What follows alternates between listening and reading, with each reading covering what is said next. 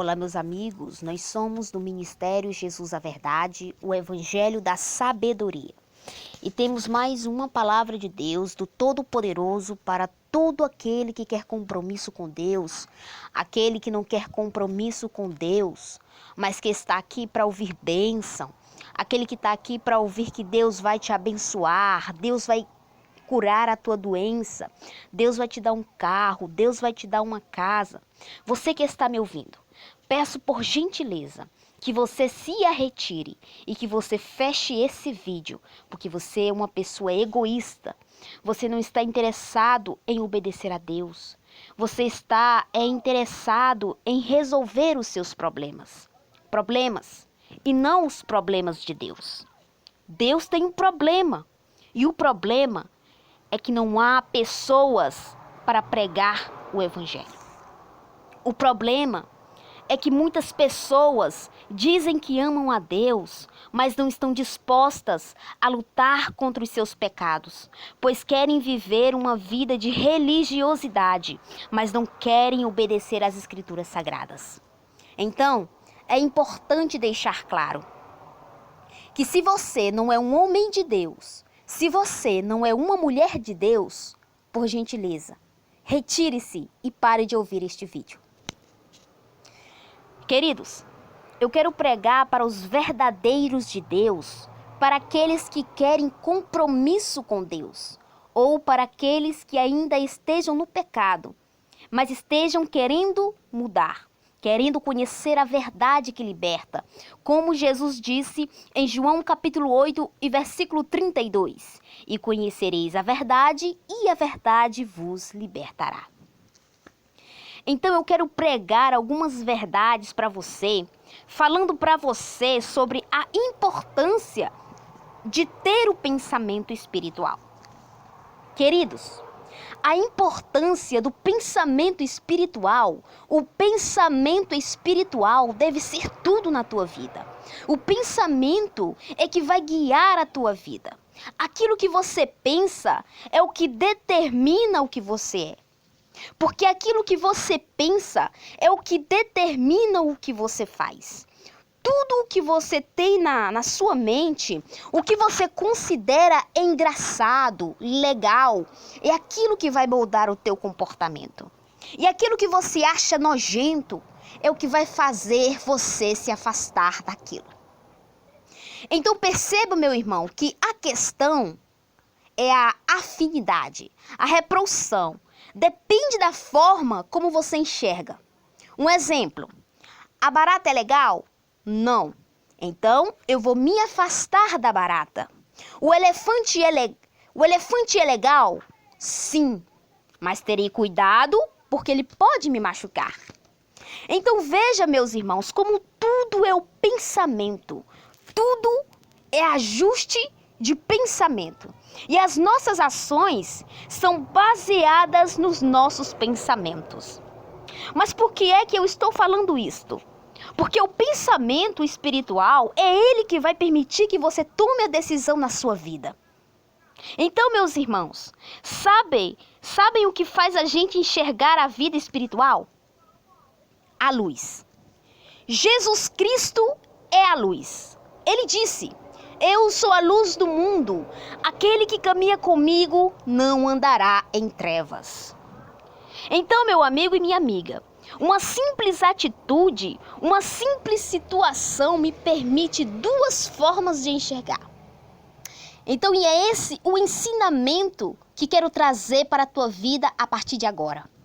Ou você passa a enxergar com os olhos da cara, ou você passa a enxergar com os olhos da fé. Ou você enxerga com os pensamentos carnais, ou você enxerga com os pensamentos espirituais.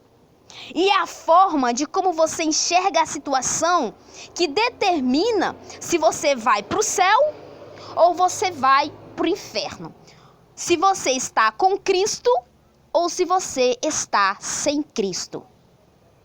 Portanto, meus irmãos, é importante você saber que Deus é Espírito. Você sabe o que a palavra de Deus fala lá em Hebreus capítulo 11, versículo 27? E foi porque confiava em Deus que ele saiu da terra do Egito e não teve medo da ira do rei. Assim Moisés prosseguiu seu caminho. Parece que ele podia ver Deus bem ali ao seu lado. Então, meu amigo e minha amiga, é importante você entender o seguinte: nós precisamos compreender que precisamos enxergar a vida como Moisés enxergou. Nós temos que enxergar a nossa vida olhando como Moisés olhou, porque ele via Deus bem ali do seu lado.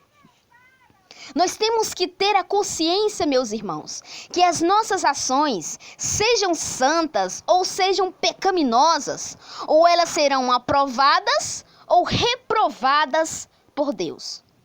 Mas nada muda o fato de que Deus está ao teu lado te observando.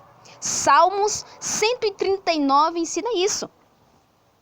Meus amigos, quando você tem o pensamento espiritual, ele impede do ódio entrar em seu coração. E ele traz misericórdia ao seu coração. E você passa a olhar o próximo com olhos de misericórdia. E você passa a olhar o próximo com olhos de amor. Olhos de que a pessoa que está me tratando mal é uma pessoa que não conhece a Deus. E está sendo influenciada pelo diabo para tentar me tirar da graça de Deus. Olha a visão espiritual. Olha o pensamento espiritual. Mas agora o pensamento carnal não. O pensamento carnal é: que essa mulher falou comigo assim. Não vai ficar assim não. Que fulano falou mal de mim. Não vai, ele vai se ver comigo. Olha a diferença do pensamento carnal para o pensamento espiritual. Meu irmão e minha irmã, você quer mais um exemplo de pensamento carnal? Meu amigo e minha amiga, eu vou dar um grande exemplo de pensamento espiritual. Você conhece a história do rei da Assíria que perseguiu o profeta Eliseu? Pois é, ele perseguiu o profeta Eliseu até Dotã, que era uma cidade murada que ficava em uma colina. E lá tinha um governante que ele estava atrás de Eliseu. E quando Eliseu chegou até o topo dessa colina, olhou ao redor e disse para Deus assim: "Ai, meu Deus, o que faremos?" Gritou ele: "Não tenha medo." Ele disse Eliseu: "Mas que o que estão conosco são mais do que estão com eles." Daí o profeta orou: "Ó Jeová, por favor, abra-lhe os olhos para que veja." E Deus abriu imediatamente os olhos do ajudante, e de modo que viu. E diz que a região montanhosa estava cheia de carros de fogo, carros de guerra em torno de Eliseu. Segundo Reis, capítulo 6, versículo 15 até 17. Meu amigo, Deus ele vai te colocar contra os teus inimigos. Você vai se ver sozinho. Você vai se ver desesperado. Ai meu Deus do céu, tem muita gente me perseguindo. Ai meu Deus do céu, tem muita gente querendo me destruir. Tem muita gente querendo me derrubar. Ai meu Deus, o que eu faço? Querido, aprenda a enxergar com os olhos da fé. Eliseu viu que havia carruagens de fogo, carros de guerra em torno dele. Ou seja, a visão carnal dele trazia medo, trazia angústia, porque ele enxergava o inimigo. Agora, quando ele olhou a vida e enxergou com os olhos espirituais, pela graça de Deus, abriu-lhe os olhos dele espiritual, para que ele visse aquilo que realmente estava acontecendo. Porque o mundo espiritual é o que influencia o nosso mundo.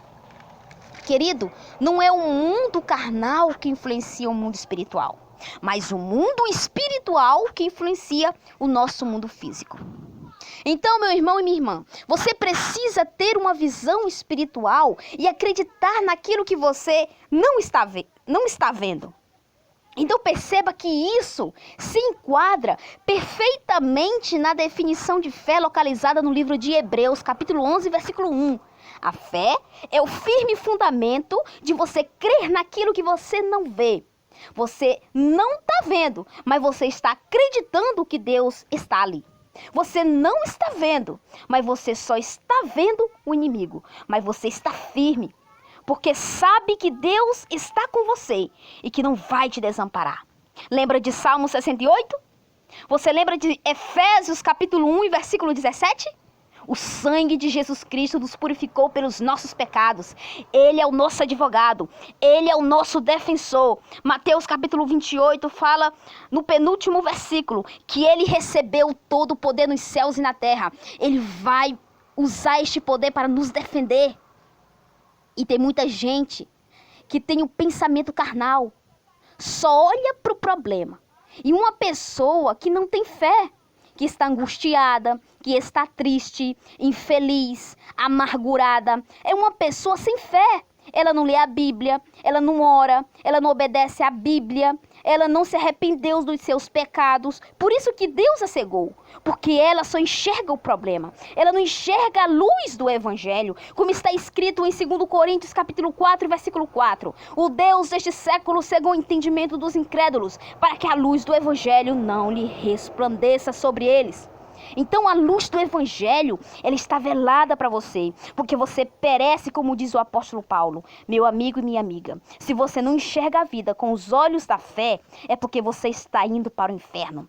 Você só enxerga o problema na tua vida, é porque você está indo para o inferno. Porque o homem de Deus, como eu disse lá no livro de Hebreus, pela vida de Moisés, no versículo 27, ele enxergou como se visse o invisível. Deus fala isso, como se visse o invisível. E a grande pergunta que eu quero te fazer é: você tem enxergado o invisível na tua vida? Porque Jesus disse: o meu justo não viverá pelo que vê, mas pela fé. Você tem enxergado a vida pelos olhos da fé? Ou você tem enxergado a vida com os olhos da sua cabeça, do seu rosto? Se você enxerga a sua vida com os olhos do seu rosto, você só vê coisas negativas. Você só enxerga dificuldade. Você só enxerga briga, luta, dificuldade, e você não consegue agir. Vou lhe dar um exemplo. Quando você está no quarto escuro, o que é que você tem que fazer? É ligar a luz. Por quê? Ver a luz. E você consegue enxergar aonde pisar, aonde você não corra risco de tropeçar e cair. Não é assim? Jesus disse: eu sou a luz do mundo. Aquele que caminha comigo não andará em trevas. Está escrito, querido. Então a sua vida está em trevas.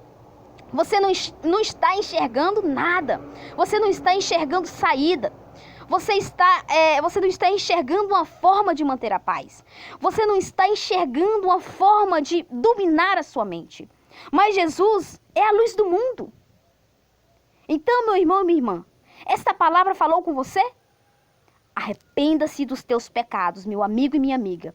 Jesus Cristo só quer que você se arrependa dos seus pecados. Que você abandone o homossexualismo, a idolatria, a mentira, as masturbações, a ira, o ódio, a inveja, a soberba.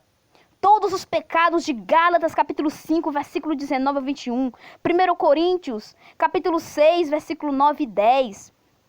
Efésios capítulo 5, Colossenses 3. E lembre-se dos pensamentos espirituais. Porque quando você mantém seu pensamento fixo na palavra de Deus, você vai começar a pensar nas coisas que pertencem a Deus.